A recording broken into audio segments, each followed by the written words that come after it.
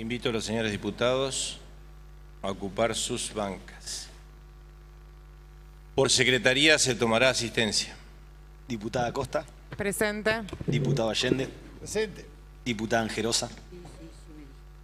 Diputado Anguiano. Presente. Diputado Artusi.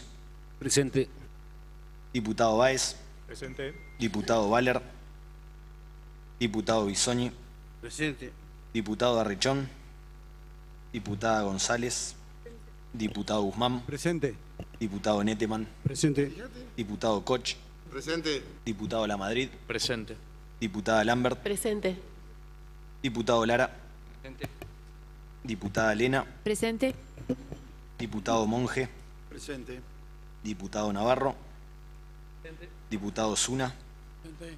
Diputada Pros. Presente. Diputado Riganti. Diputado Rotman. Presente. Diputado Ruberto. Presente. Diputado Sosa.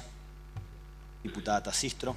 Presente. Diputada Toller. Presente. Diputado Troncoso. Presente. Diputado Urribarri. Diputado Valenzuela. Presente. Diputado Vázquez. Presente. Diputada Viola. Presente. Diputado Vitor. Diputado Zavallo. Señor presidente, le informo que están presentes 33 señores diputados. Con la presencia tiene la palabra el diputado Troncoso.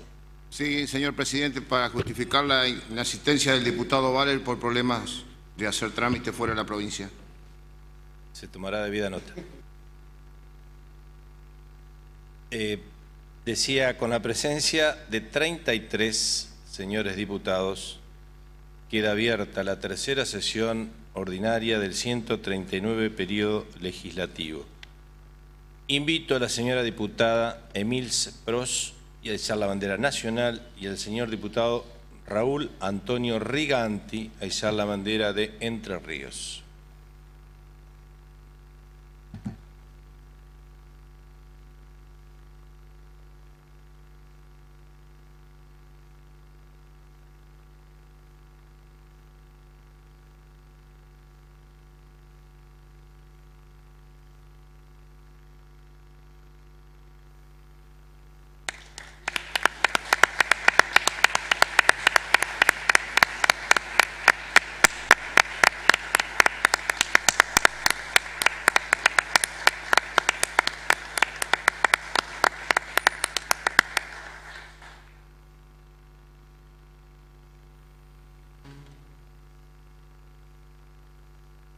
Por secretaría se dará lectura. Tiene la palabra el diputado Navarro. Sí, señor presidente, para hacer una moción para poder alterar el orden de la sesión y pasar a partir de este momento a rendir los homenajes y luego seguir con la sesión. Hay una moción, entiendo, sí, entiendo que se debe a la presencia de don Nino Erro, a quien hoy homenajeamos no solo por sus 100 años de edad, sino también por su trayectoria. Aprobado, entonces pasamos al turno de los homenajes. Tiene la palabra la diputada Tasistro. Señor presidente, bueno, hay un expediente que trataremos seguramente a posteriori, que es el 22770, cuyo autor también es usted y quien habla, donde de alguna manera le rendimos homenaje en el turno de los homenajes. Yo digo que celebramos el centenario del nacimiento, del natalicio del doctor Saturnino Sixto Erro, que si bien es oriundo de la ciudad de Corrientes, se entrerrianizó allá en su adolescencia cuando estudió en el Colegio Nacional de Concepción del Uruguay y posteriormente echó raíces en nuestra querida Gualeguay, llevando adelante toda una trayectoria social, profesional y política que nos enorgullece a todos los gualeyos. Don Saturnino Erro fue diputado nacional entre el año 1948 y 1952 y es uno de los testimonios vivos de la historia del movimiento nacional justicialista. En mi carácter de justicialista y compartiéndolo con todos acá, con el cuerpo entero, el cuerpo legislativo entero, porque cada uno en su bandera partidaria tiene a quien rendirle homenaje. Yo los invito a acompañarnos en este momento en el que lo tenemos presente como historia viva de lo que fue una época de oro para nosotros. Muchas gracias. Muy bien. Muchas gracias. La Cámara de Diputados de la provincia de Entre Ríos declara su beneplácito por la celebración del centenario del nacimiento del diputado nacional, mandato cumplido y dirigente político del Movimiento Nacional Justicialista, doctor Saturnino Erro, quien nos acompaña en la presente sesión. Por lo expresado, invito al señor presidente de la Cámara de Diputados, Sergio Uribarri, a la diputada provincial María Elena Tacistro, a hacer entrega de este reconocimiento.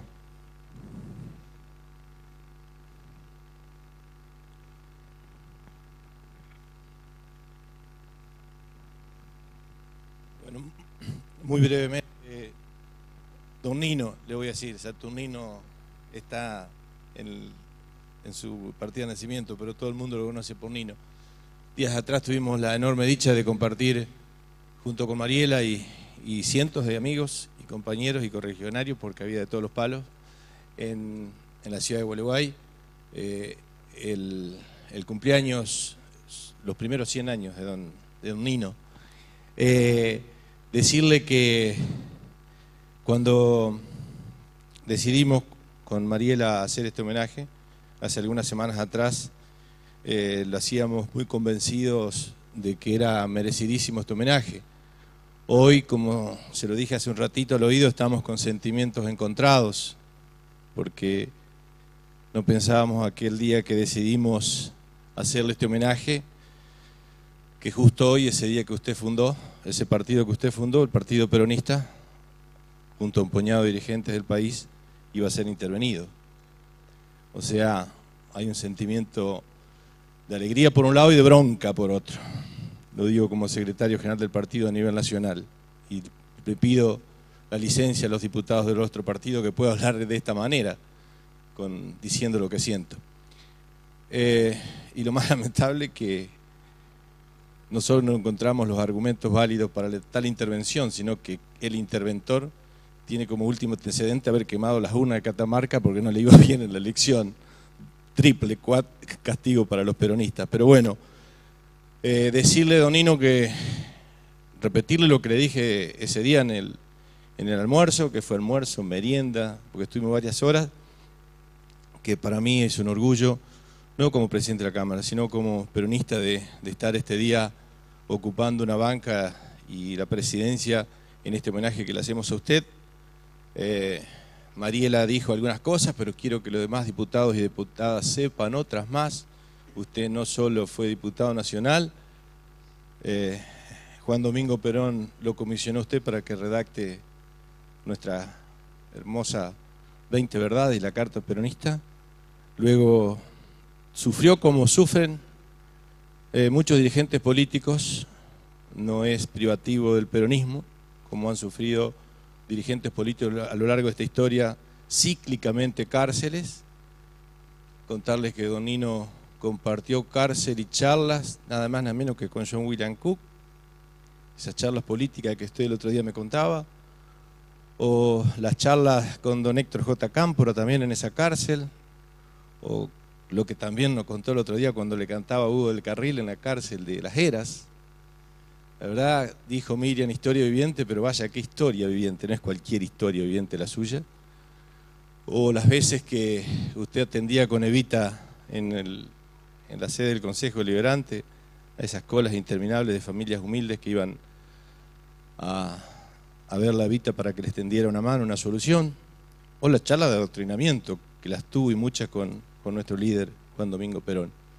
Así que don Nino, de corazón, en nombre de todos, aquí no hay distinción de banderías políticas, en nombre de todos los diputados y diputadas aquí presentes, decirle que como entrerrianos, porque sabemos que usted es entrerriano por elección, nació en Corrientes, pero es entrerriano por elección, como entrerrianos nos sentimos tremendamente felices y orgullosos de que esta Cámara de Diputados sea honrada con la presencia suya, y este homenaje es un humilde reconocimiento a un hombre que queremos muchísimo. Muchas gracias. Muchas gracias.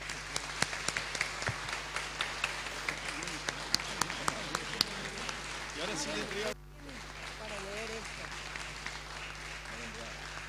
No, Sí, yo le tengo este. Ahí está.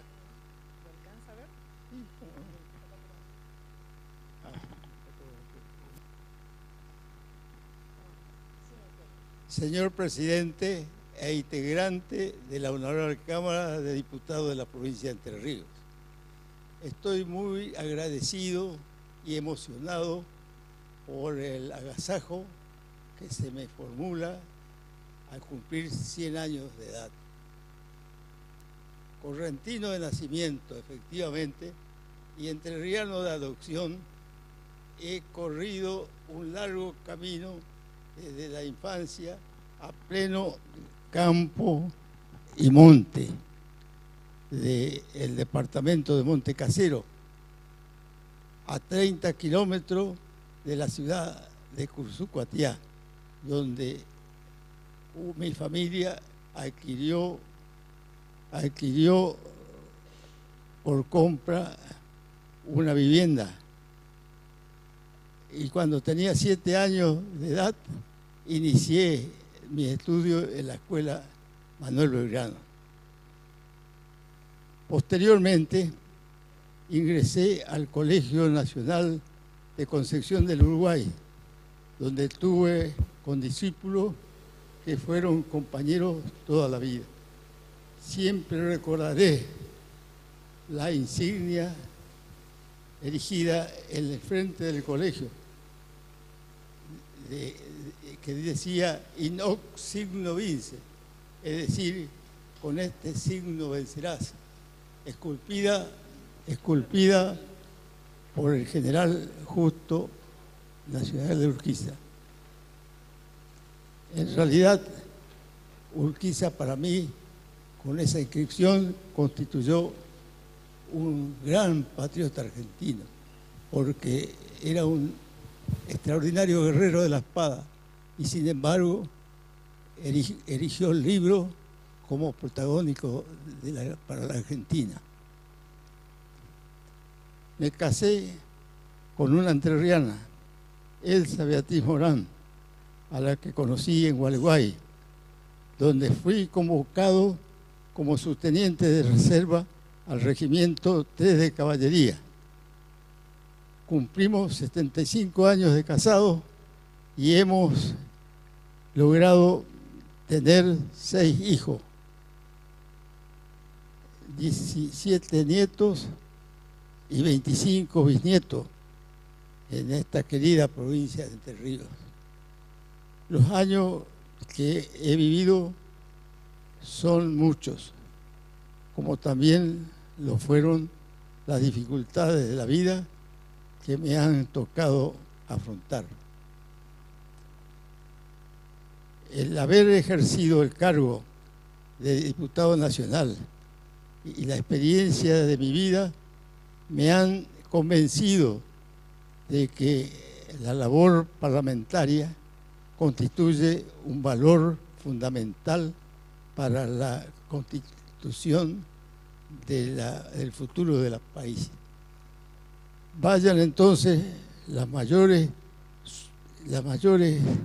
auspicios para que los señores legisladores se encuentren siempre fortalecidos para trabajar por la grandeza de la patria y la felicidad del pueblo argentino.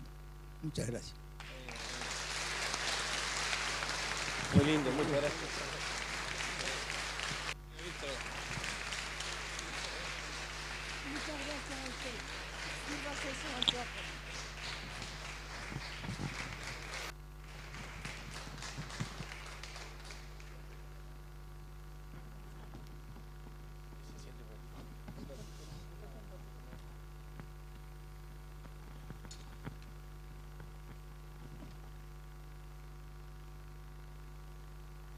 Tiene la palabra el diputado Rothman. Primero, felicitar al diputado nacional mandato vencido, don Nino Erro. Felicitaciones también de nuestro bloque. Presidente, yo quiero hacer un homenaje porque hace pocos días, el día 7 de abril, se conmemoró el Día Mundial de la Salud. La Organización Mundial de la Salud se fundó sobre la base del principio de que todas las personas deberían poder hacer efectivo su derecho al grado máximo de salud que se pueda lograr. Todos los años la Organización Mundial de la Salud programa su estrategia y lo publicita a través de un lema, que deben llevarlo adelante los países miembros de las Naciones Unidas. La Organización Mundial de la Salud es la rama máxima de la salud mundial y depende de la Organización Mundial de la Salud, de las Naciones Unidas. Años anteriores los lemas se llevaron adelante con, por ejemplo, la atención primaria para la salud, cuando se publicitaba que queremos salud para todos en el año 2000. La estrategia y la herramienta era la atención primaria, otro año la lactancia materna, otro año la lucha contra el SIDA, la prevención. Este año el lema es salud para todos a través de la cobertura universal de salud. Y le traigo acá porque hace un par de meses tuvimos alguna diferencia con un senador provincial también, donde opinábamos libremente sobre la cobertura universal de salud, y ahora me encuentro, hace pocos días, cuando se conmemora el Día Mundial de la Salud, que el lema es la cobertura universal de salud. Por lo tanto, la salud para todos ha sido la visión que ha guiado a esta institución en los 7 decenios de vida que tiene la Organización Mundial de la Salud. También es el motor de la actual iniciativa impulsada a través de toda la organización de ayuda a los países a avanzar hacia la cobertura sanitaria universal. La experiencia ha demostrado una y otra vez que la cobertura sanitaria universal se logra cuando existe una firme determinación política. Este año, en que se celebra su 70º aniversario, la Organización Mundial de la Salud pide a los líderes mundiales que respeten los compromisos que contrajeron cuando acordaron los Objetivos de Desarrollo Sostenible allá por el año 2015 y que se comprometen a adoptar medidas concretas para promover la salud de todas las personas. Este compromiso lo firmó el gobierno anterior, cuya presidenta era la señora Cristina Kirchner.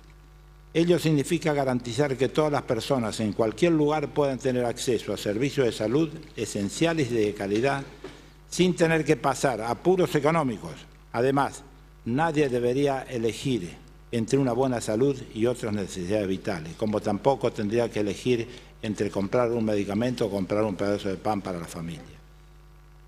¿Qué es la cobertura universal de salud? Es una reorganización y modernización del sistema de salud con el objetivo de hacerlo más eficiente en la obtención de mejores resultados de salud de la población. Tiene su eje central en el ciudadano y procura hacer más fácil su camino al sistema de salud. La cobertura universal significa que todas las personas y comunidades reciben los servicios de salud que precisan sin sufrir por ello dificultades económicas. La cobertura universal permite a todas las personas tener acceso a servicios que tratan las principales causas de morbilidad y mortalidad y garantiza que la calidad de estos servicios sea lo suficientemente buena como para lograr mejorar la salud de las personas que lo reciben. Es el fortalecimiento del sistema público de salud gratuito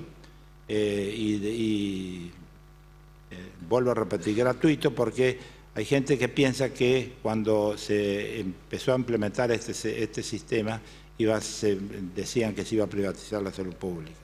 Es el fortalecimiento del sistema público gratuito que llevan adelante la nación, las provincias y los municipios.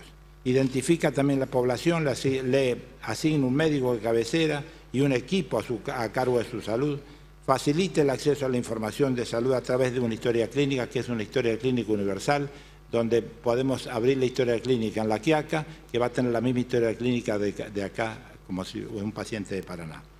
Y además realiza un diagnóstico del estado de salud de la población para adaptar en forma constante los servicios y prestaciones a las necesidades de la población y a los problemas de salud. Señor Presidente, la cobertura universal de salud es uno de los 17 Objetivos de Desarrollo Sustentable como tope para el año 2030. A nivel global, consiste en asegurar que todas las personas reciban los servicios de salud que necesitan con adecuado acceso y calidad, sin tener, y vuelvo a repetir, sin tener que sufrir penurias financieras para pagarlo. en el momento que lo necesite. Todos los Estados miembros de las Naciones Unidas, incluido nuestro país, han acordado tratar de alcanzar la cobertura sanitaria a más tardar en el año 2030. En nuestro país se implementó como prueba piloto este programa en el departamento de Guaymallén, Mendoza, hace pocos meses atrás. Yo lo consulté con la gente que lleva a cargo este programa y me comentan que es muy satisfactorio cómo se va desarrollando. Esto se debe a que este gobierno tiene la férrea voluntad de revertir la indefensión que padecen muchos argentinos que tienen que acudir a la salud pública y muchas veces no tienen respuesta. También debemos informar que nuestra provincia adhirió el pasado año a este sistema.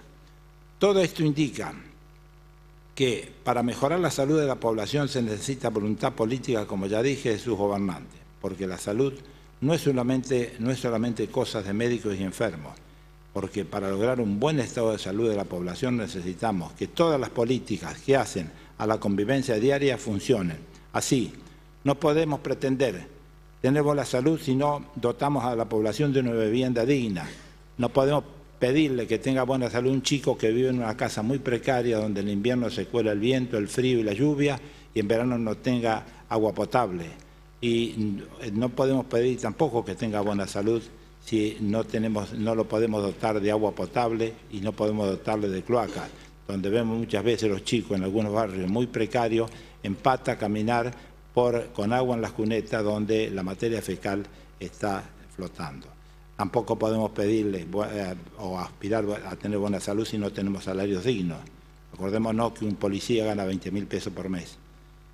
Y tampoco podemos pedirle que tenga buena salud cuando no tiene una vestimenta adecuada. En invierno no tiene cómo taparse y en verano andan a lo mejor vestidos distintos. Y tampoco podemos pedir buena salud si no tenemos derechos humanos, si no tenemos buena educación, aunque sea la educación para que sepan que la salud pública es una obligación indelegable de los gobiernos y cuando van a un hospital público, el médico o el profesional no lo atiende haciéndole un favor, sino lo atiende porque es una obligación indelegable que tiene el Estado de brindar salud para su pueblo.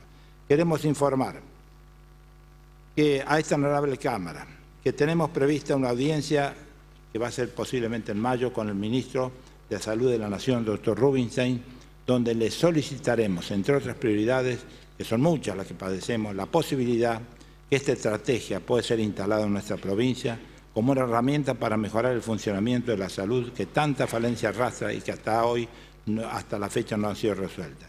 También quiero informarles que vamos a empezar a trabajar para que cuando demos fin a nuestra gestión, la provincia de Entre Ríos tome a la salud como una política de Estado. Y lo vamos a trabajar y vamos a invitar a todos los bloques de esta honorable Cámara para que entre todos podamos elaborar una ley para que salud sea por fin una política de Estado. Gracias, presidente.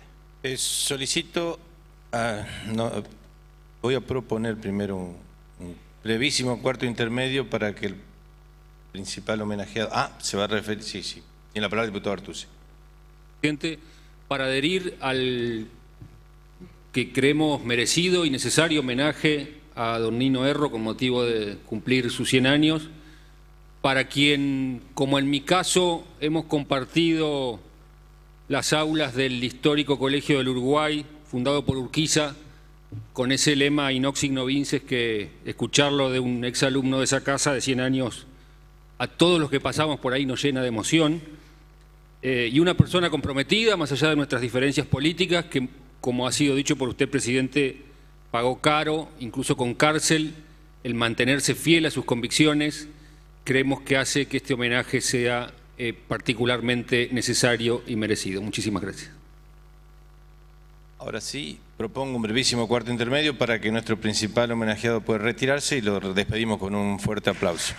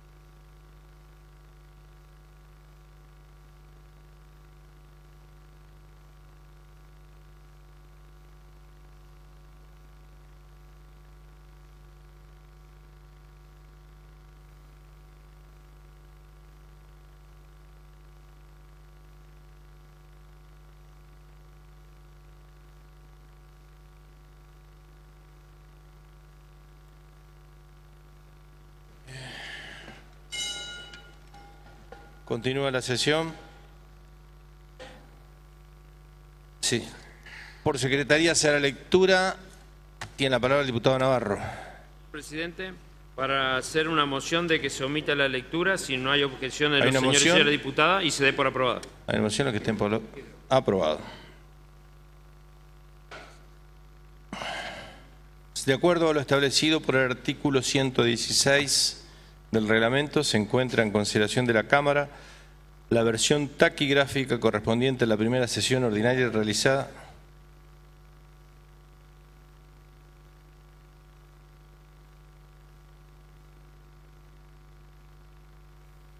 Hay una moción de reconsideración de volver al turno de homenaje. Aprobado. Y en la palabra el diputado Báez. Gracias, presidente.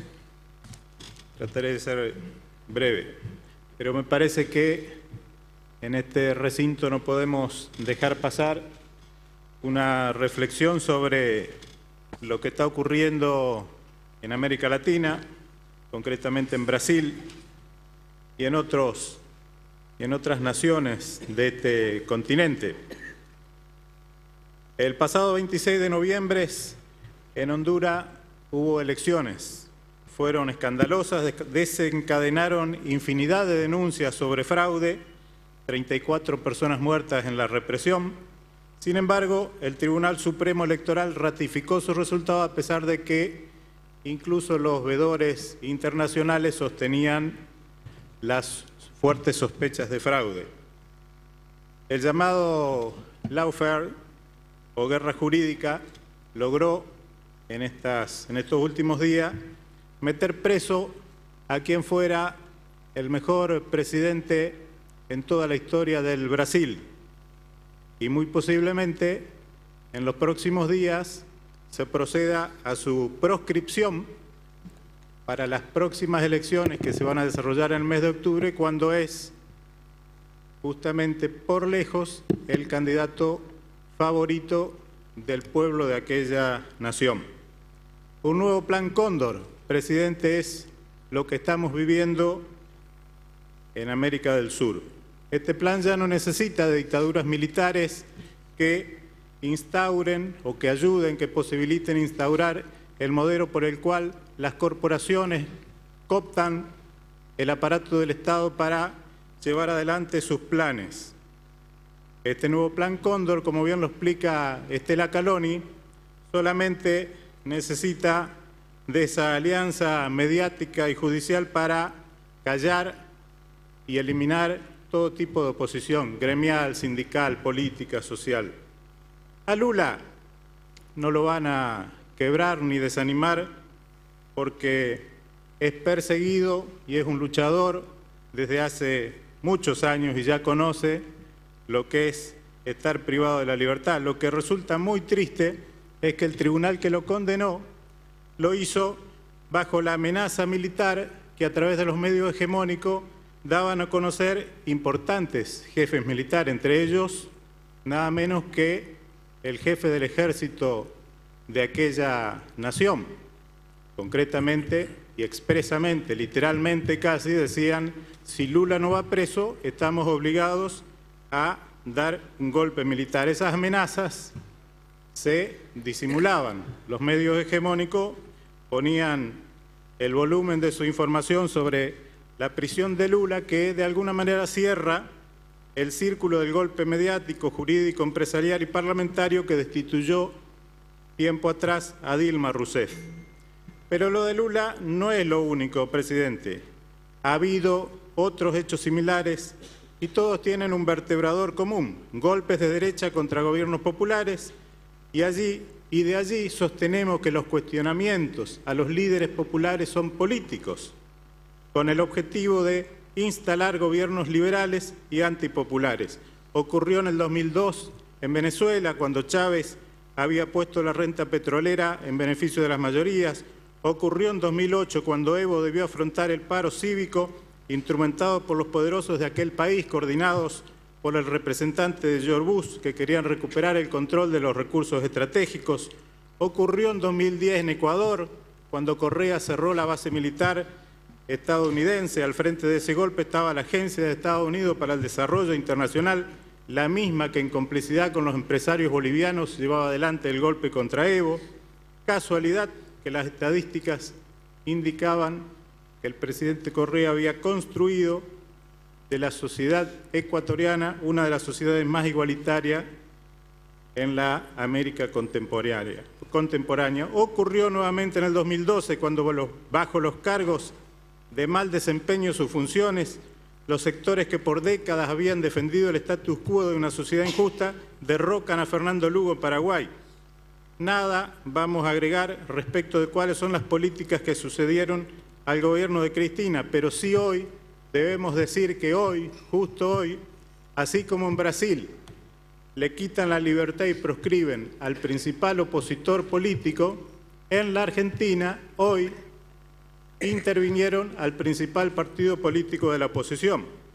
De manera que en todos los casos lo que se observa como un engendro común es la connivencia de sectores del Poder Judicial y de las corporaciones empresarias y mediáticas. Por ello, presidente, nuestra tristeza, nuestro repudio, nuestro rechazo a lo que ocurre en Brasil, nuestra esperanza de que Lula recupere rápidamente la libertad porque supo sacar de la pobreza y llevar a condiciones de dignidad y justicia a más de 40 millones de hermanos brasileños, más de una Argentina entera que conoció la dignidad del ser humano de la mano de Ignacio Luis Lula da Silva.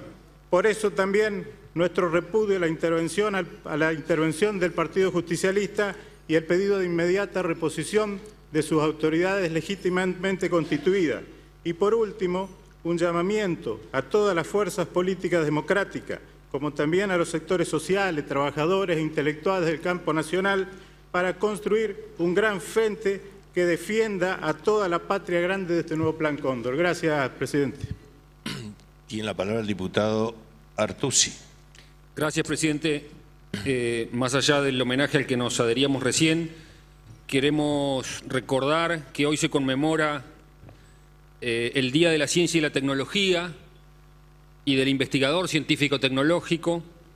El 10 de abril, precisamente en honor a ser la fecha del natalicio de un científico argentino como fue Bernardo Husay, que obtuvo el premio Nobel en 1947 por sus notables avances en el campo de los descubrimientos científicos, en particular de la medicina. La Conferencia General de la UNESCO proclamó esta fecha, el Día de la Ciencia y la Tecnología, en honor al natalicio de este brillante científico argentino, fundador además del CONICET, y también queremos, por ende, rendir homenaje y reconocer la labor de todos los científicos y los investigadores que en el campo de la ciencia y la tecnología en nuestro país y en nuestra provincia hacen tanto por el progreso, por el desarrollo y, en definitiva, por la mejora de la calidad de vida de nuestro pueblo. Bernardo Husay tiene muchas frases acerca de la importancia de la ciencia y la tecnología como política pública a favor del desarrollo, y particularmente abogaba porque no se descuide el campo de la investigación básica, ese que a veces es tan denostado porque quizás el ciudadano común no ve todos los días, porque no puede ser de un día para otro, obviamente, el fruto de la investigación científica, y alguno podría preguntarse para qué sirve investigar en ciencias básicas y quizá preferiría que se investigue en cuestiones aplicadas, pero todos los desarrollos científico-tecnológicos y todos los grandes inventos y todos los grandes adelantos y todas las grandes conquistas concretas que redundan en definitiva en mejoras económicas y en mejoras en las condiciones de vida de los pueblos están precedidas por algún gran avance en el campo de la ciencia básica por parte de algún científico que quizás no tuvo plena conciencia de para qué iba a servir ese gran descubrimiento o esa gran investigación científica que estaba llevando adelante. De modo que este 10 de abril rendimos homenaje a la memoria del doctor Bernardo Husay y hacemos un expreso reconocimiento y agradecimiento a todos los investigadores de la República Argentina y de nuestra provincia de Entre Ríos. Muchas gracias, presidente. Tiene la palabra la diputada Viola. Pensé que había pedido la palabra. Sí, pero está bien. Solamente para, buenas noches, señor presidente, para saber la intervención del diputado Báez en el carácter de homenaje, ¿hizo el aporte que hizo o como proyecto de declaración de repudio? De homenaje, señora diputada. De homenaje. De homenaje. Bueno. Tiene la palabra el diputado Guzmán. Diputado Báez, para rendirle un homenaje al expresidente de la República Federativa de Brasil, Lula da Silva. El diputado Báez prácticamente hace una cronología exacta de algunas consideraciones a la cual creo que compartimos bastante los que estamos acá en un 100%. Simplemente quiero apelar a mi memoria y a mi sentimiento al ver tirar fuegos artificiales cuando el expresidente Lula fue detenido en el aeropuerto o llevado a la ciudad donde lo detuvieron. A raíz de eso, en el 2005, señor presidente, Lula cometió un delito enorme que fue participar de la cuarta cumbre de las Américas junto con varios presidentes, casi todos los presidentes de Latinoamérica, en lo que fue la ciudad de Mar del Plata. Algunos recuerdan, fue el responsable de llevar una pala, como nombró en su momento el comandante Hugo Rafael Chávez Fría, porque en ese momento se enterró al ALCA. Y me parece que ese delito, señor presidente, junto con uno que se cometió también el 23, creo, de mayo, en la semana de mayo del año 2008, donde usted seguramente estuvo... No, usted no debe haber estado, señor presidente, porque en ese momento en este país un senador actual de la República hacía piquete y cortaba ruta. Fue en mayo del 2008 donde en Brasilia, otro delito del expresidente Lula, se crea la ONASUR frente a lo que fue en ese momento la crisis enorme de la burbuja financiera en Estados Unidos, que tuvo aparejados cientos de inconvenientes y a lo cual las bolsas del mundo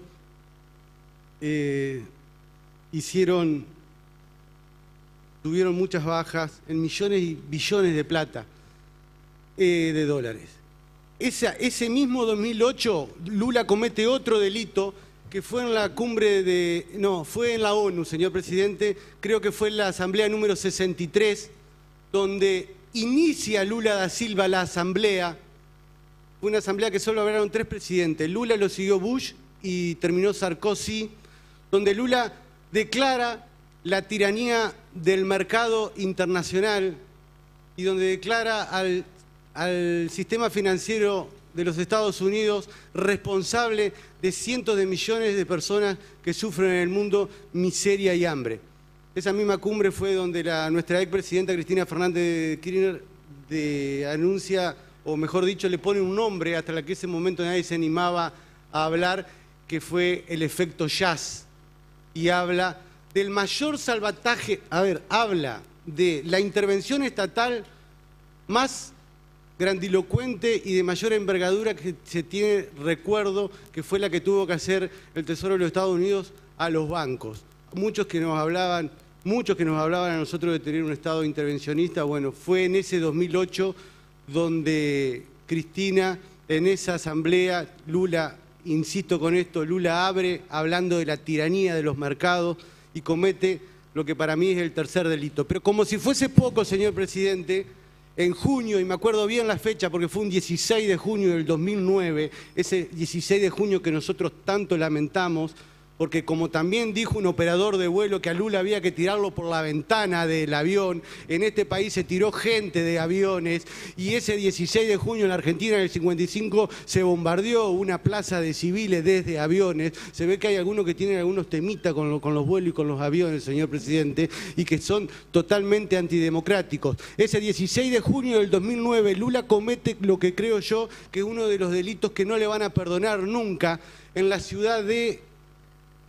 en los Urales rusos, Ekateringrado me parece que es, porque cambiaron el nombre en el año 91, pero era en los Urales rusos, forma junto a Rusia, India y China el famoso BRIC, señor presidente, anunciando un nuevo polo de desarrollo en el mundo. Indudablemente los sistemas financieros actuales los que integran el OSDE-CONCE, digo yo, esa organización para la cooperativa, para la cooperación del desarrollo económico, donde nosotros desde el Gobierno Nacional actual nos morimos por estar y estamos haciendo todos los deberes para querer tener OSDE-CONCE en el mundo, pero aparentemente todavía no reunimos algunos requisitos, sobre todo de fiabilidad financiera, hace que el expresidente Lula sea condenado por los mercados internacionales financieros del mundo a lo que es, como decía el diputado Báez, una de las atrocidades y uno de los atropellos que está viviendo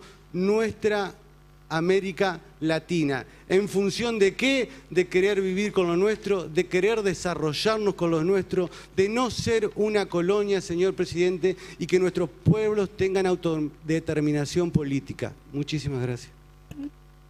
Continúa la sesión. De acuerdo a lo establecido por el artículo 116 del reglamento, se encuentra en consideración de la Cámara la versión taquigráfica correspondiente a la primera sesión ordinaria realizada el día 27 de febrero. Si los señores diputados no formulan observaciones, se va a votar su aprobación. Aprobado. Por prosecretaría hacer la lectura de los asuntos entrados. Tiene la palabra el diputado Navarro. Sí, señor presidente, para hacer una moción de que las comunicaciones oficiales se omitan su lectura y que quede a disposición de los señores y señoras diputadas. Lo mismo las sugerencias ciudadanas, los dictámenes de comisión pasen al orden del día de la próxima sesión, lo mismo que el proyecto del Poder Ejecutivo que pasen a las comisiones correspondientes y los proyectos venidos en revisión de la misma manera pasen a las comisiones que quedaron predeterminadas. Hay una moción del diputado Navarro, los que estén por la afirmativa, aprobado. Proyecto de los señores diputados. Tiene la palabra el diputado Navarro. Presidente, voy a, de acuerdo a lo que hemos acordado en labor parlamentaria, voy a pedir que queden reservados los proyectos de declaración identificados con los números de expediente 22.726, 22.728, 22.732, 22.743, 22.744, 22.745, 22.749, 22.753, 22.754, 22.755, 22.760, 22.761, 22.765, 22.769, 22.770, 22.772, 22.773 y 22.778. Que los pedidos de informe, que son los expedientes números 22.751, 22.756, 22.762, 22.767 y 22.775, que cuentan con las firmas reglamentarias, sean comunicados. Y el resto de los proyectos sean remitidos a las comisiones indicados en los asuntos entrados. Si hay sentimiento, se procederá según indicado por el diputado Navarro. Aprobado. Tiene la palabra el diputado Troncoso. Gracias, presidente. Para que quede reservado en Secretaría el expediente 22.647 que viene con revisión del Senado. Hay una moción. Queda reservado en Secretaría. Tiene la palabra el diputado Artusi. Perdón.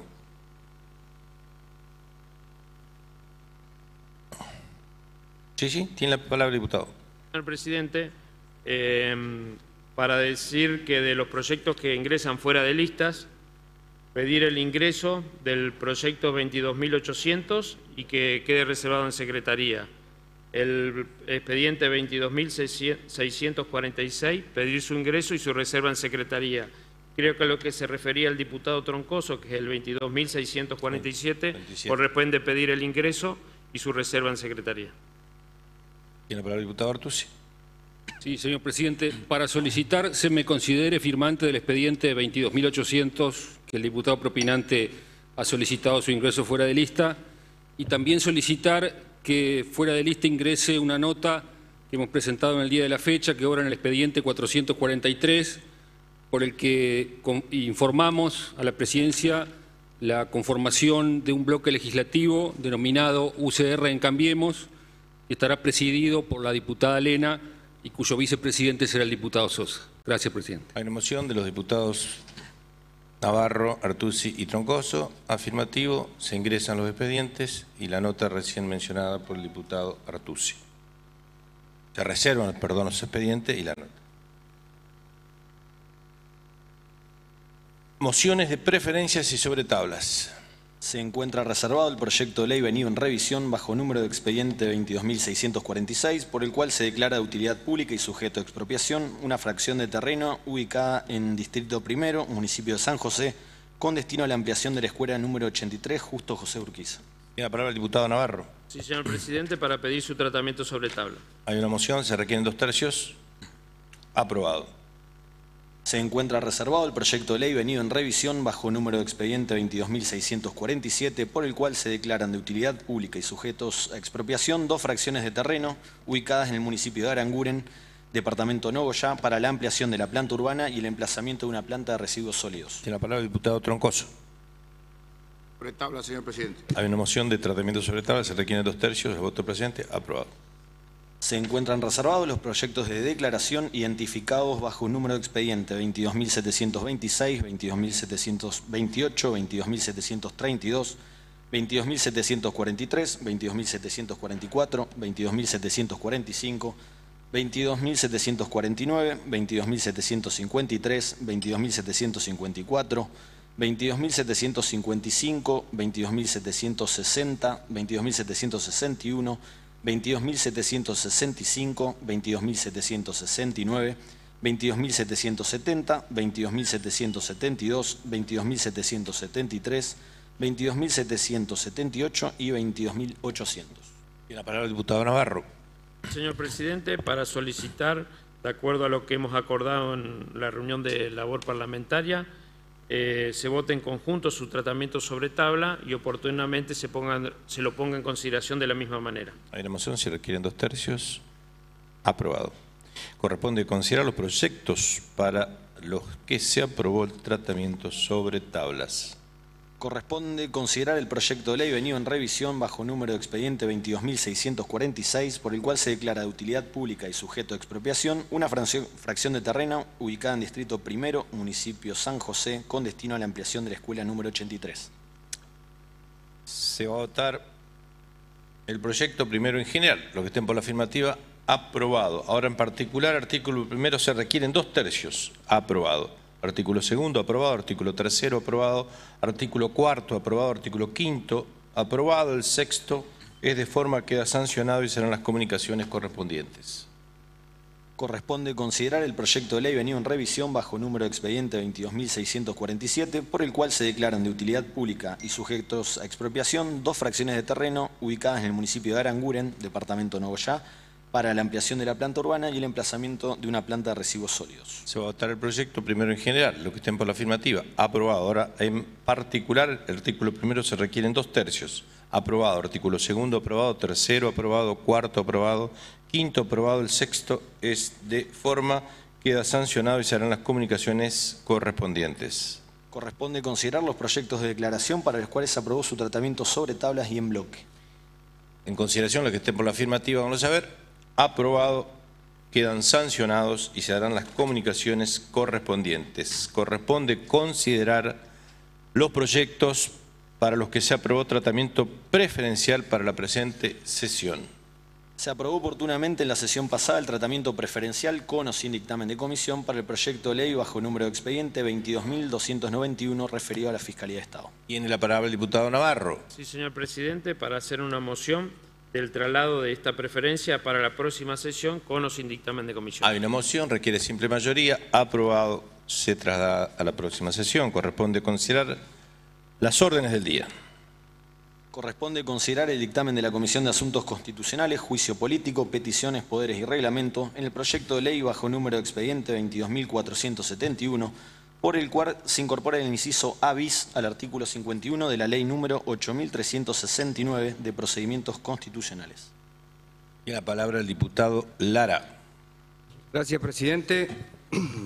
Este proyecto de ley que hemos emitido el respectivo dictamen en la Comisión de Asuntos Constitucionales y que pertenece su autoría al diputado Monge.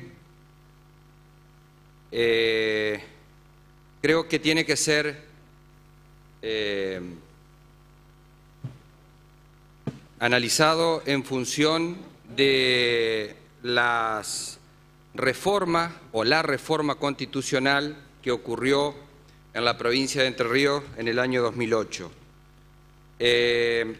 Esta reforma constitucional, entre otras cosas, y en lo que nos concierne con respecto a este proyecto y a esta temática, viene a ampliar, señor presidente, o a posibilitar herramientas procesales dentro del sistema jurídico entrerriano que permitan la defensa de nuestra Constitución provincial y, claro está, de los derechos, garantías e institutos que la misma consagra.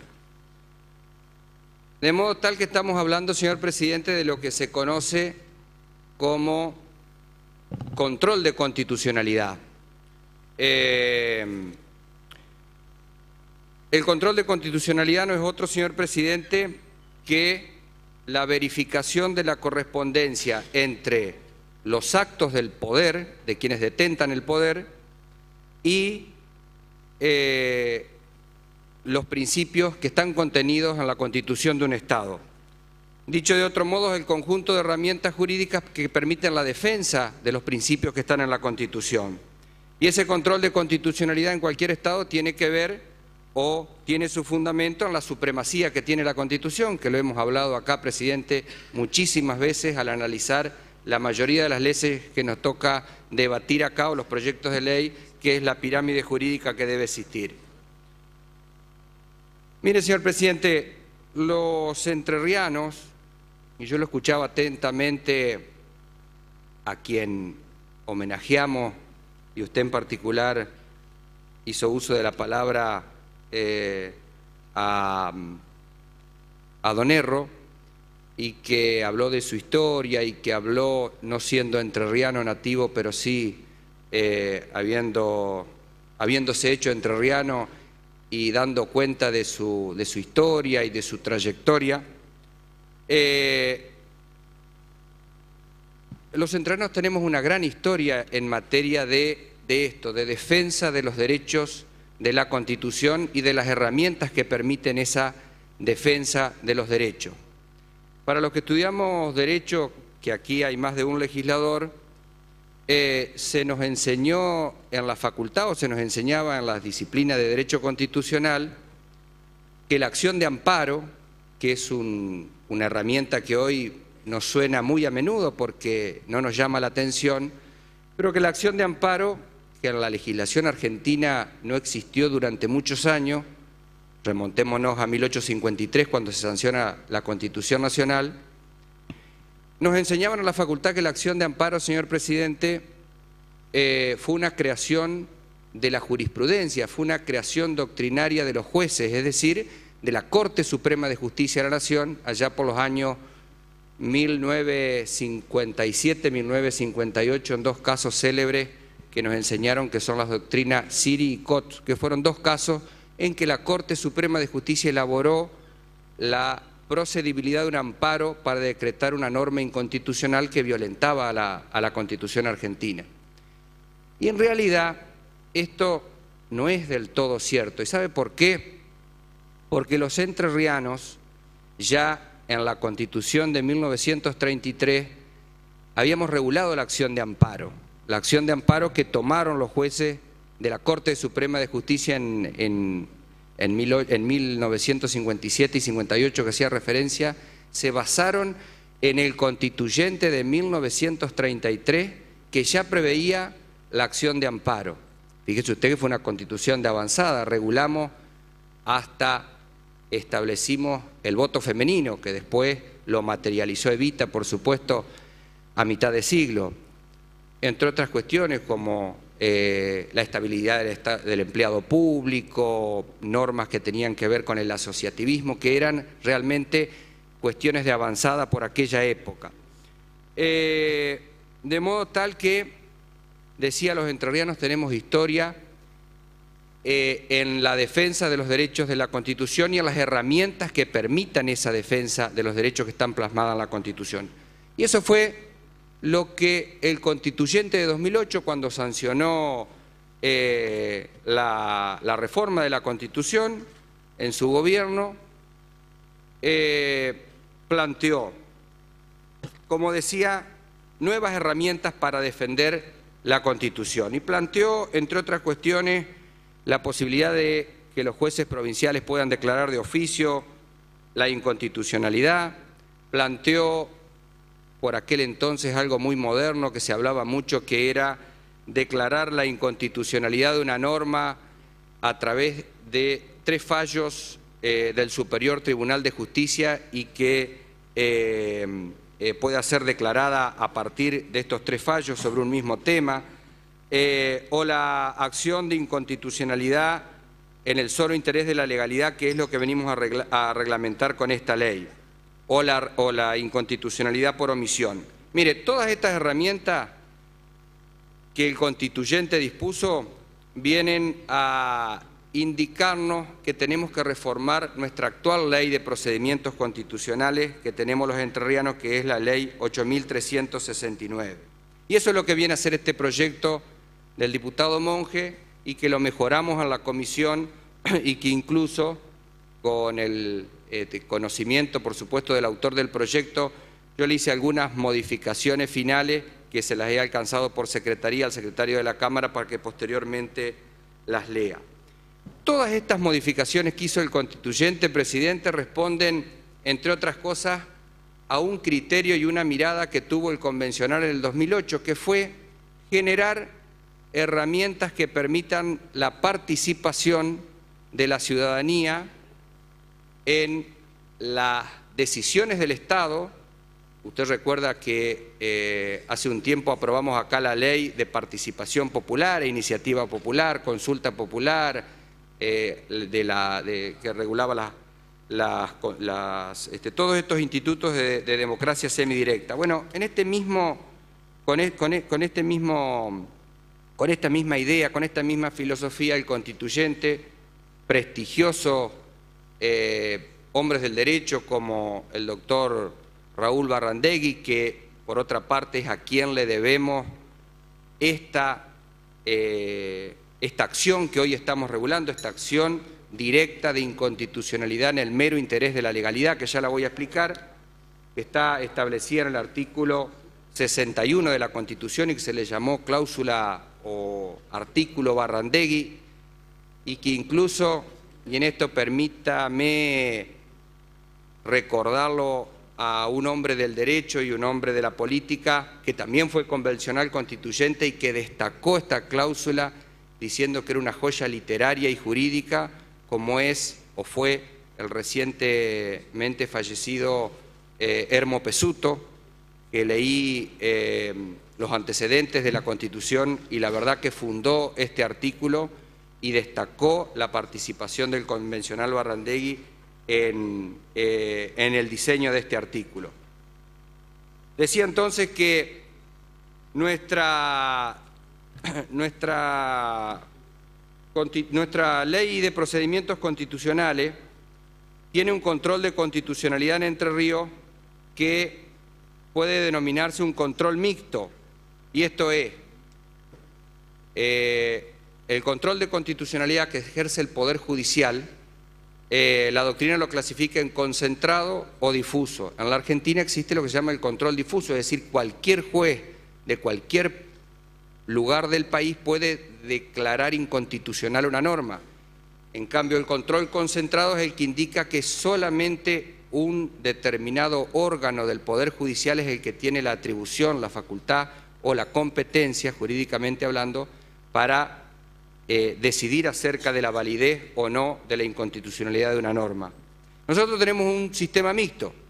Por un lado tenemos en el artículo 51 de la Ley de Procedimientos Constitucionales el primer párrafo que habla de la acción directa de inconstitucionalidad que se promueve ante el Superior Tribunal de Justicia de la provincia, quien resuelve en pleno y que solamente se plantea cuando una norma, esto es en sentido amplio, una norma, una ley de esta legislatura, un decreto, una ordenanza, una resolución, etcétera, contraría a la Constitución de la provincia y solo a esta, solamente a la Constitución de la provincia y no a una norma de la Constitución de la provincia, pero que esté reflejada en una norma de la Constitución Nacional, es decir, solamente una norma de la provincia. Ese es el control concentrado que tenemos. ¿Por qué cambiamos la terminología del proyecto de ley del diputado Monge? Le cambiamos la terminología en este sentido. Nosotros incorporamos esta acción directa de inconstitucionalidad, que sería el mismo nombre que la que está, pero, señor presidente, en el solo interés de la legalidad. Esto es lo que la doctrina denomina como acción popular, y eso es lo que planteó Barrandegui en la Convención Constituyente, es decir, la posibilidad de que la legitimación activa de la persona que se presenta ante el Poder Judicial, en este caso ante el Superior Tribunal de Justicia, porque es una acción en el marco de un control de constitucionalidad concentrado, solamente le corresponde al Superior Tribunal de Justicia, no deba necesariamente invocar como legitimación activa, es decir, un interés legítimo en que esa norma en particular lo está afectando, sino que puede tratarse de un interés difuso, de un interés colectivo, y solamente esta acción popular, como dice la Constitución, exige que en el solo interés de la legalidad y determina que el interesado acredite tener domicilio o vivir en la provincia de Entre Ríos. De modo tal que esta acción popular está abriendo, ampliando, ensanchando la posibilidad de que los entrerrianos puedan ejercer este control de constitucionalidad sin ser necesario como requisito de accedibilidad para obtener un fallo que tenga un interés legítimo como actualmente lo es.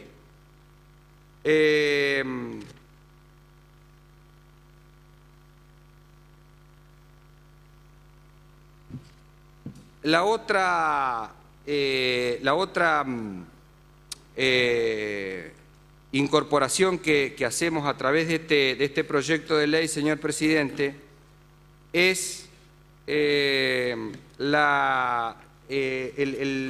mandato que establece el constituyente en el artículo anterior, en el artículo 60, que habla de la declaración de inconstitucionalidad decretada por la justicia, por el Superior Tribunal, de una norma general provincial, produce la derogación afectada por el vicio, debiendo disponerse su derogación y ordenarse la publicación en el boletín oficial. Este último requisito lo incorporamos. El constituyente en el 2008, Monge seguramente, el diputado Monge podrá aclararlo mejor, pero entre otros el doctor Carlín y otros convencionales constituyentes con conocimiento del derecho constitucional, plantearon lo que la moderna doctrina establece como una facultad derogatoria excepcional, porque de acuerdo al sistema republicano quien deroga una norma es quien dicta la norma, es decir, el Poder Legislativo. En el orden provincial quien deroga una norma no puede ser ni el poder, otro de los poderes que no sea el Poder Legislativo. Bueno, esta es una excepción a la regla que la propia Constitución lo establece, que es la declaración de inconstitucionalidad de una norma por tercera vez, opera automáticamente su derogación, la dispone el Superior Tribunal de Justicia y debe ordenar, mandar a el boletín oficial a disponer esa derogación. Mire, señor presidente, creo que con esto, como dije, estamos contribuyendo a través de esta acción popular y a través de esta posibilidad de la derogación de una norma declarada 3 veces inconstitucional. Estamos cumpliendo con lo que muchas veces se nos recrimina a los legisladores los medios o en algunas opiniones, en algunas columnas de opinión, que nos dice que no hemos cumplido con el mandato del convencional constituyente de regular muchas instituciones. Bueno, me parece que modestamente estamos avanzando, al menos en reglamentar el artículo 61 de la Constitución y parte del artículo 62, y posibilitando que los entrerrianos tengan mayor acceso a la justicia para el control constitucional y que en definitiva es el control del Estado de Derecho y es el control de la democracia que todos queremos proteger, aunque a veces ocurren cosas como la que hoy hablábamos, que pone en tela de juicio un poco la vigencia real y efectiva de la democracia. Pero tenemos que creer en la Constitución, es nuestra ley fundamental, es la que nos otorga nuestras garantías individuales y colectivas, y los pactos internacionales o el derecho convencional internacional que está incluido en la misma también es la que nos da el marco de protección necesario, y para protegerlo son necesarias estas herramientas que hoy nos toca votar. Por eso hacía referencia a esa historia que tenemos los entrerrianos en la defensa de la Constitución con las herramientas, y creo que hoy a través de este proyecto de ley estamos avanzando y dando un paso más. Pido por secretaría, seguramente va a usar la palabra el diputado Monge, pero posteriormente que se lea el artículo con la propuesta final. Muchas gracias, señor presidente. Vamos a darle primero la palabra al diputado Monge, luego se va a dar lectura a lo propuesto por el diputado Lara. Sí, gracias, señor presidente.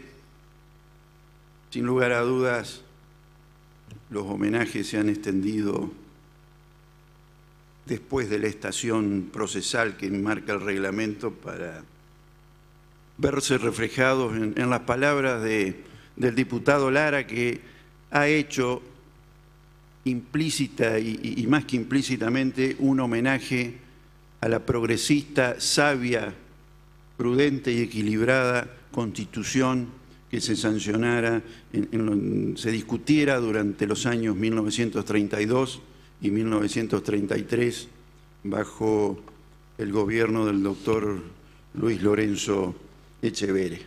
Y en aquella época, es cierto, en aquella época Entre Ríos, que es una isla, señor presidente, fue más isla que nunca si tomamos el contexto internacional y el contexto interno de la República Argentina.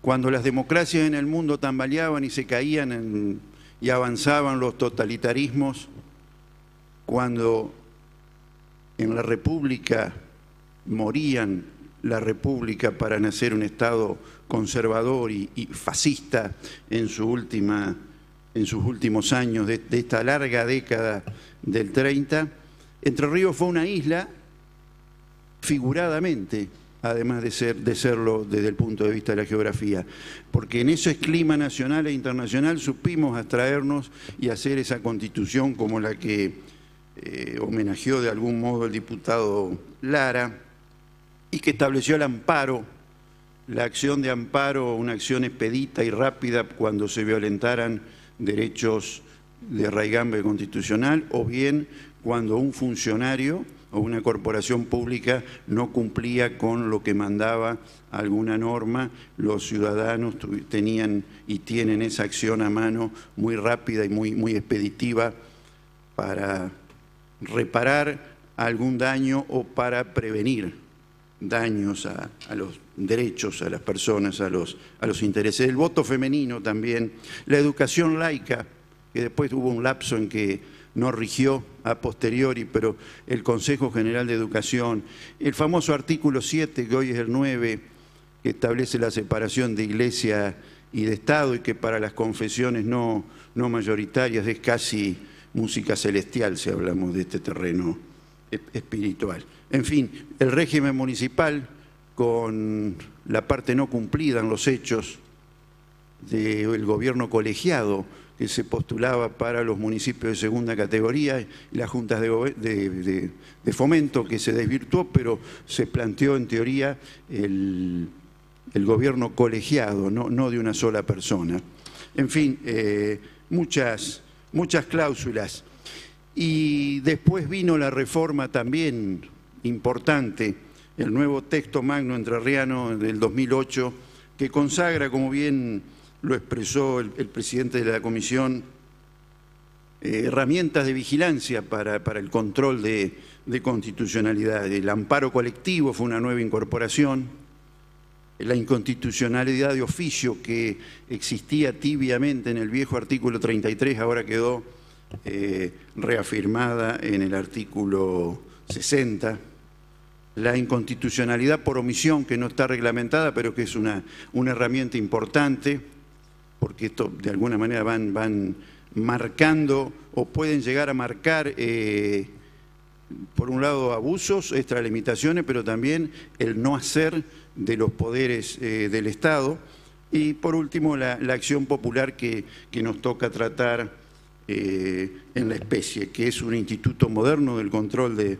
constitucionalidad, como se ha dicho, y que la novedad que trae es que en este caso no requiere de una determinada legitimación procesal ni de la existencia de un interés particular o la invocación de un perjuicio concreto en aquel habitante que la plantee, porque la puede plantear en el solo interés de la legalidad, como dice el texto constitucional y como dice el proyecto de ley que estamos o que está bajo consideración.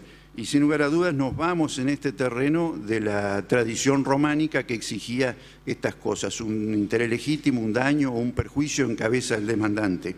Aquí no, y ocurre que no hay un conflicto, no se plantea necesariamente un conflicto intersubjetivo acá ante la justicia a través de esta acción, sino que más bien puede darse un conflicto internormativo. Es lo que aquel viejo profesor de Derecho Constitucional, que no fui alumno, pero lo conocí con motivo de haber sido yo asesor en la Convención Nacional de 1994, el doctor Humberto Quiroga Lavie, que integraba el bloque de la Unión Cívica Radical, y él dice que esta acción lo que implica es un juicio a la norma, señor presidente. Cuando un habitante de Entre Ríos recurra en función del artículo 61 y del artículo 51 de la Ley de Procedimientos Constitucionales al Superior Tribunal, lo que va a estar planteando es un juicio a la norma, ¿no? Es una novedad y también para estas herramientas a veces se presentan antes de adoptarla con algún grado de peligro que no puedan estorbar o digamos puedan constituirse en un modo de complicar a los gobiernos. Esto tiene la propia solución que es cuando alguien planteara temerariamente una demanda de este tipo, va a ser castigado con una multa que es una multa importante porque nos estamos remitiendo al artículo 42 del proceso civil y comercial, que establece un monto del 5 al 20% de los valores en litigio y si no hubiera justipreciación económica en el litigio, una sanción también muy importante desde este punto de vista. Y debemos aclarar que la propia Constitución y la ley dice que se considera temeraria aquella acción directa de inconstitucionalidad que omita toda mención a norma constitucional provincial o esté basada en meras cuestiones difusas. Pero esto no agota la tipología de lo que es la demanda temeraria. Seguramente la experiencia de tribunales puede brindar muchísimos más casos que escapan estas dos que están previstas en la ley. Y lo que sí, la modificación que ha mencionado el diputado Lara ha sido, la primera vez era la incorporación de este párrafo que trata el artículo 60 de la Constitución que reafirma la inconstitucionalidad de oficio para que la declaren los jueces entrerrianos. Como estaba puesta antes, no sonaba bien porque el efecto de 3 declaraciones de inconstitucionalidad producen la abrogación, es decir, la derogación de la norma. Esto, como estaba colocado como incorporación al proyecto originario, no sonaba bien porque Esto es propio de cualquier declaración de inconstitucionalidad y no solo de aquellas que son producto de una acción directa de inconstitucionalidad. Ahora está mucho mejor, hay que reconocer, el texto con la segunda modificación que con la primera. ¿Y qué es, señor presidente, la inconstitucionalidad de oficio y la posibilidad de derogación que estamos incorporando con sus riesgos?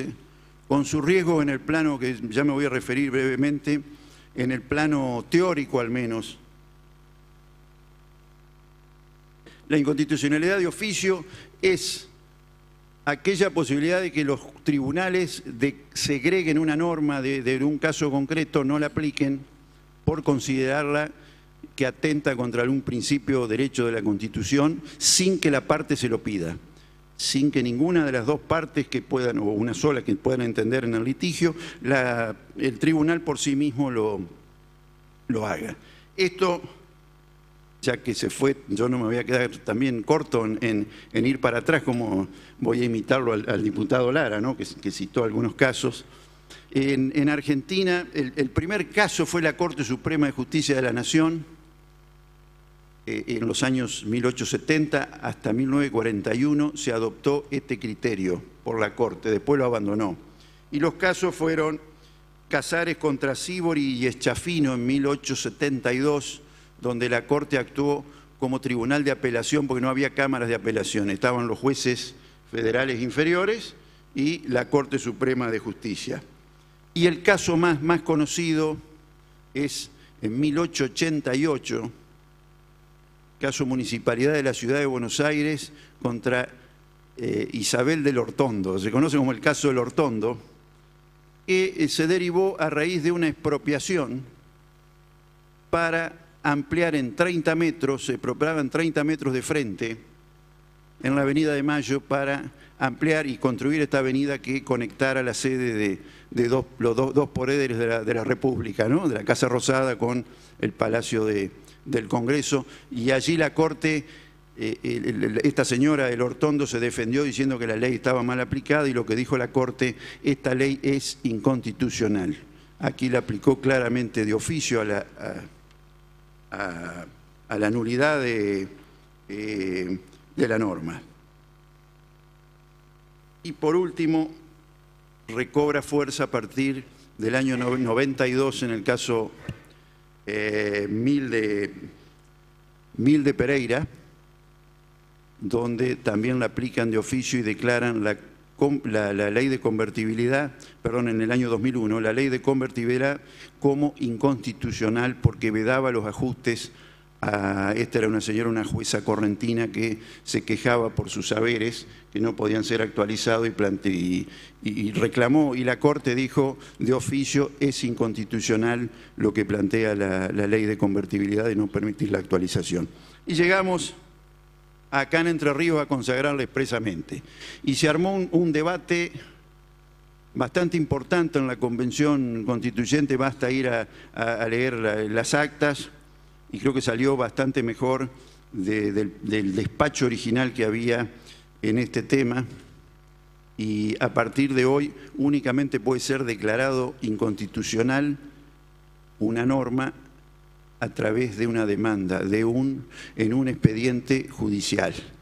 Porque en Entre Ríos tuvimos el antecedente de que el Superior Tribunal, más allá de que ha hecho acordadas también, insolidarias e ilegales, como la separación, la autorización a separarse de los aportes al IOSPER, en su momento, también en un caso de una funcionaria, una fiscal, creo, de la ciudad de Concordia, Lemesov de Arcusín, que le habían concedido una jubilación por incapacidad, y como toda jubilación por incapacidad es provisoria. Bueno, en el caso de ser funcionario del Poder Judicial se planteaba qué pasa, que se puede designar o no otro. Bueno, en un expediente administrativo, el Superior Tribunal de Entre Ríos declaró la inconstitucionalidad de una norma, algo bastante sui generis. Y a partir de ahora queda claro que es en el marco de un proceso judicial que pueden declararse inconstitucionales las normas. ¿Y qué es lo que dice? Y que tiene, desde el punto de vista teórico, alguna peligrosidad, señor presidente. La inconstitucionalidad declarada por 3 veces por el Superior Tribunal produce la derogación de la norma. El agregado que se le hace, y está muy bien, manda a publicarla en el boletín oficial. Esto podía haber tenido algún problema, sobre todo cuando la norma que se deroga es una ley. Yo había presentado un proyecto en este sentido en la convención que de alguna manera seguía los antecedentes de la Constitución de Río Negro, de la Ciudad de Buenos Aires y la de Tierra del Fuego, que establecen la publicación y la necesidad de que sea declarada por unanimidad por 3 veces y después publicado por separado la derogación. Pero cuando la norma declarada 3 veces inconstitucional se trataba de una ley, lo que debió hacerse es mandársela al Poder Ejecutivo para que la revise.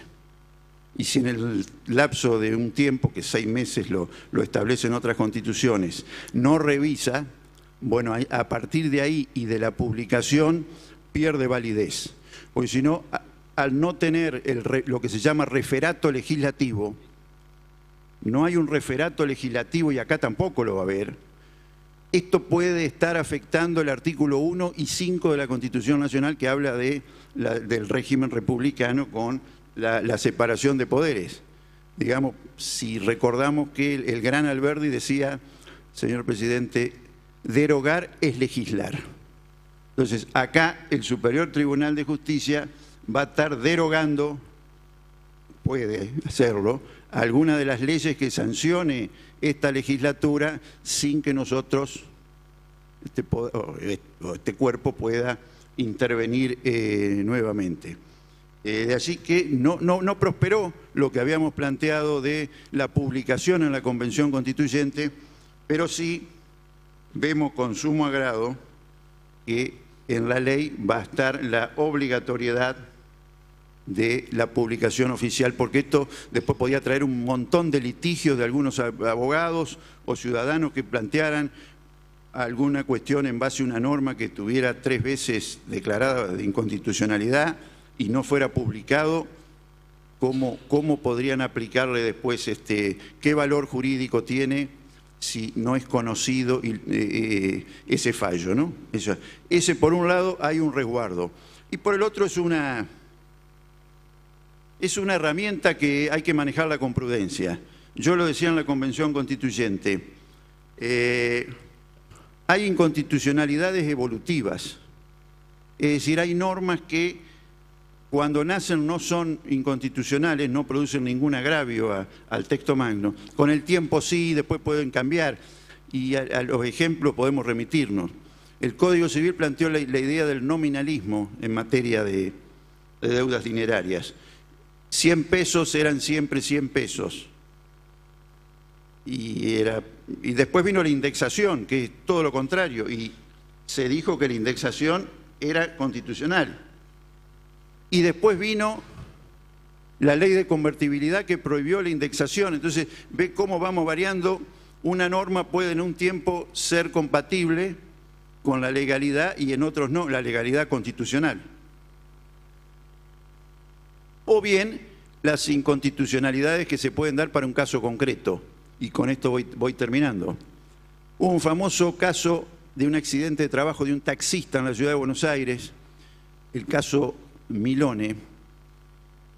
Recordemos que la ley 24.457 establecía el pago en una renta periódica de la indemnización por un infortunio laboral.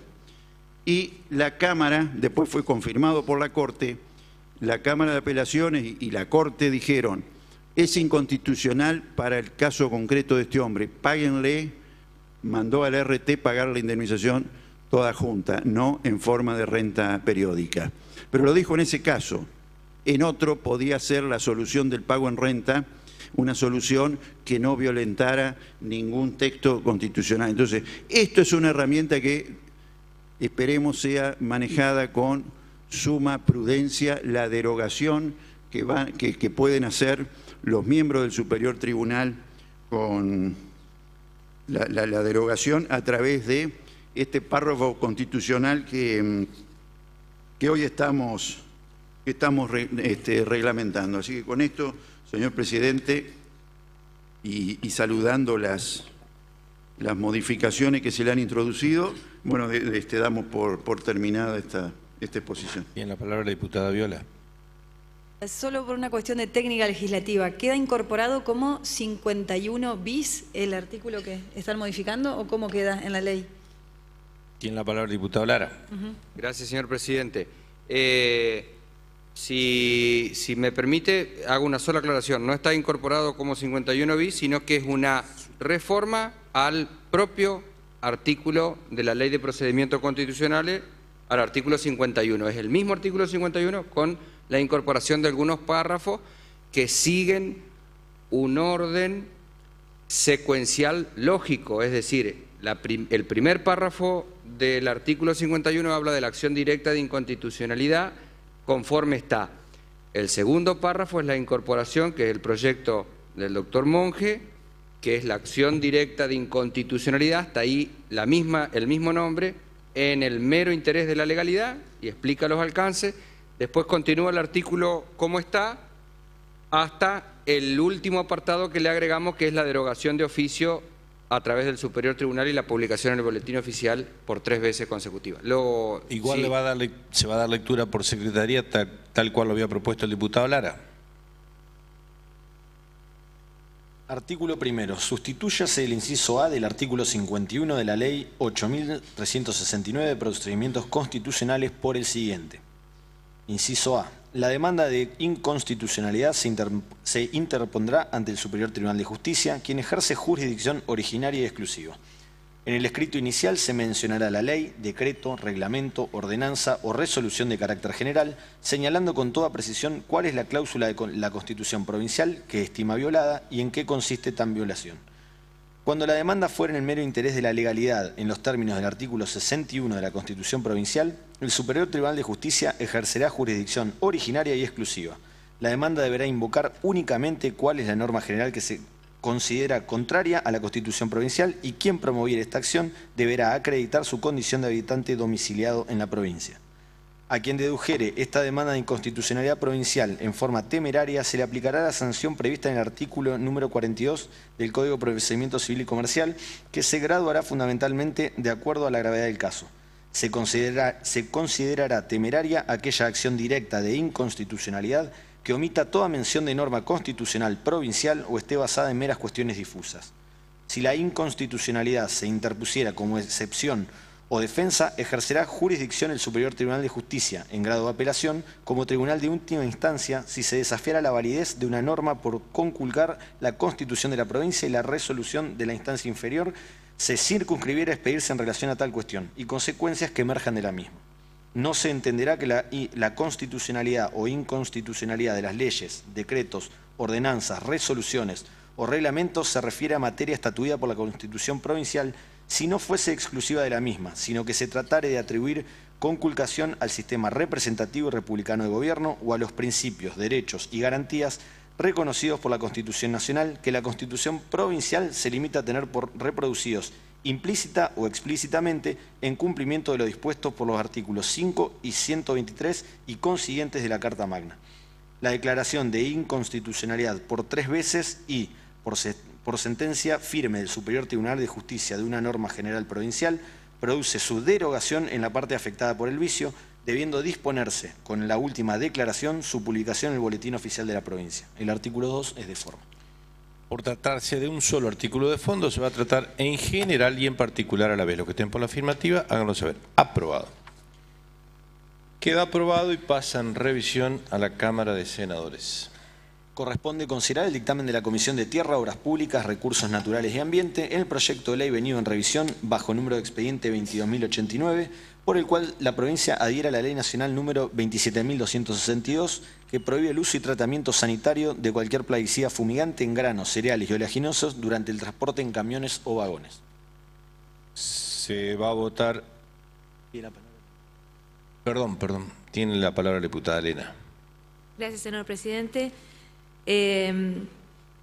Este proyecto viene del Senado, pero también Tenemos que aclarar que en un proyecto en igual sentido estaba presentado en nuestra Cámara por el diputado Vitor, que se agrega también a los fundamentos de este despacho. Esta adhesión es parte de lo que se vino trabajando durante más de un año respecto a la nueva ley a lo que se pretendía que sea la nueva ley de fitosanitarios, que tuvo media sanción en el Senado y está aquí en diputados. Bueno, no sabemos si se va a tratar o no, pero esta adhesión a la ley también formaba parte de, junto con otras leyes que se sancionaron ya en el Senado de nuestra provincia, de todo ese conjunto de leyes para tratar el tema de los fitosanitarios en la provincia de Entre Ríos. Así que solicito que acompañen para que esto sea ley en la provincia. Tiene la palabra el diputado Riganti. Señor presidente, solo quiero hacer mención que yo integré esa comisión en la que estuve en desacuerdo con esta adhesión, dado que la ley nacional no es clara con respecto a los casos en que se deben usar estos productos, ni a quién, y quedan algunas excepciones como barcazas y demás, que entiendo no contempla y faculta sin dar los medios a la policía a hacer de contralor, no dándole los elementos necesarios para poder llevar adelante dicho control. Gracias. Por constar de un solo artículo de fondo, se votará en general y en particular a la vez. Los que estén por la afirmativa, háganlo saber. Aprobado, queda sancionada la ley y se harán las comunicaciones correspondientes. Corresponde considerar el dictamen de la Comisión de Legislación General en el proyecto de ley venido en revisión bajo número de expediente 22.104, por el cual se declara de utilidad pública y sujeto a expropiación un inmueble, fracción de un inmueble de mayor extensión, ubicado en General Campos y con destino a un desarrollo urbanístico. Se va a votar primero en general, lo que estén por la afirmativa, aprobado. Ahora en particular, artículo primero, se requieren 2/3 de los votos. Aprobado. Artículo segundo, aprobado. Artículo tercero, aprobado. Artículo cuarto, aprobado. El quinto es de forma, queda sancionado y se harán las comunicaciones correspondientes. Corresponde considerar el dictamen de la Comisión de Legislación General en el proyecto de ley bajo número de expediente 22.565, por el cual la provincia adhiere a la Ley Nacional número 26.958, Día Mundial en recuerdo de las víctimas de accidente de tránsito. Se va a votar primero en general. Aprobado. En particular, artículo 1 aprobado, artículo 2 aprobado, artículo 13 de forma, queda aprobado y pasa en revisión a la Cámara de Senadores. No habiendo más asuntos que tratar, queda levantada la sesión.